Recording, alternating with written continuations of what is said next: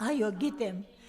Գրել է, որ այստեղ իրեն 70-80 բոլորը սիրում են, որովհետև դուք սիրում եք մարդկանց մեջ մտնել, չեմ ասում 100%-ը, բայց 70-ից 80%-ը այստեղ ձեզ սիրում են։ Դպրոցն է, որ կառուցում եք, ժողովուրդը չեք պատկերացնի, թե ձեզ ինչպես է գնահատում։ Ինչ ունեք ասելու այս անձին։ Ես Արթուր Աբրահամին կասեի հետևյալը. երիտասարդ, դու դատողություններ արա քո խելքը հասածի չափով, դու սպորտի մարդ ես, դու բռնցքամարտիկ ես ընդամենը, դու մենակ խփելու վարպետ ես, ու քո գլխին էլ այնքան են տվել, որ դու այսօր երևի զրկվել ես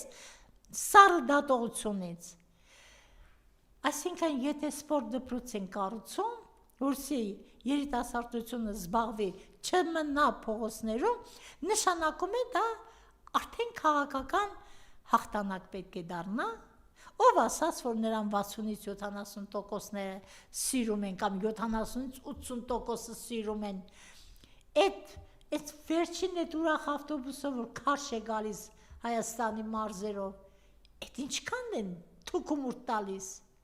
նույնիսկ ձեռք չեն տալիս, նույնիսկ երեխաներին են առաջարկում, որ այդ նշանները կպցնի, երեխաներին էլ պոկում գցում են, չենք տեսնում, շատ լավ տեսնում ենք։ Արթուր Աբրահամ, մնա քո տարածքում,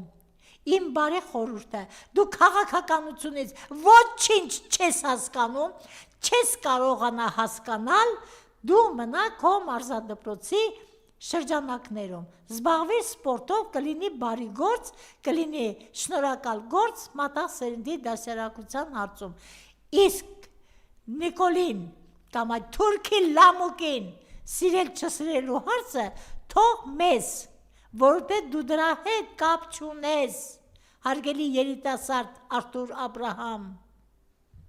Շնորհակալություն։ Ես եմ շնորհակալ։